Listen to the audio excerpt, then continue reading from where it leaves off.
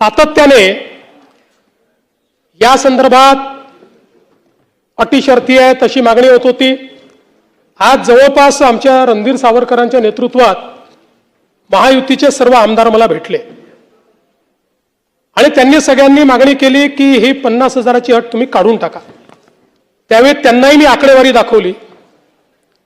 मी त्यांना सांगितलं की अट काढल्याने आमच्यावर 3-4 हजार कोटीचा भुर्दंड येईल, फार येईल असं नाही, 4,000 कोटीचा येईल, 5,000 कोटीचा येईल, पण शिस्तीचा भाग म्हणून ही आणलेली आहे। मी त्यांना दाखवलं की समजा 1 लाखापर्यंत नेली तर 2 लाख शेतकरी असे राहतात की ज्यांच्यावर त्या ठिकाणी त्यांना याचा फायदा मिळत नाही। पण तरी देखील सगळ्यांचं मत होतं की 2 लाख शेतकरी का सोडता। केवळ त्याच्याकरता शेतकऱ्यांमध्ये अशी भावना होईल की कोणाला ठेवलं आणि कोणाला वगळलं।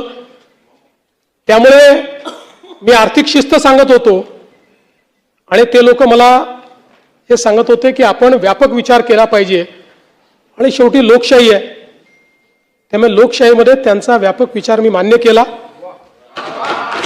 आणि आता हे जे महात्मा फुले कर्जमाफी योजनेतले जे लोक होते ज्यांना 50,000 रुपयापर्यंत आपण म्हटलं होतं त्यांनाही 2 लाखापर्यंत कर्जमाफी झाली।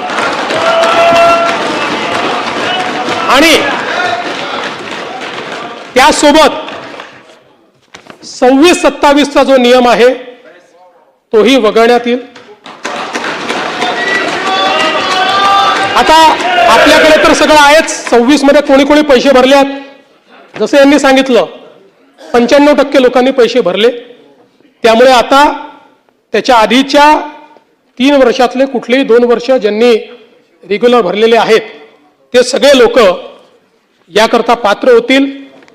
पुन्हा सांगतो, पहिल्यांदा राज्य सरकारने हा निर्णय घेतलाय, यापूर्वी कधीही असा निर्णय झालेला नाही।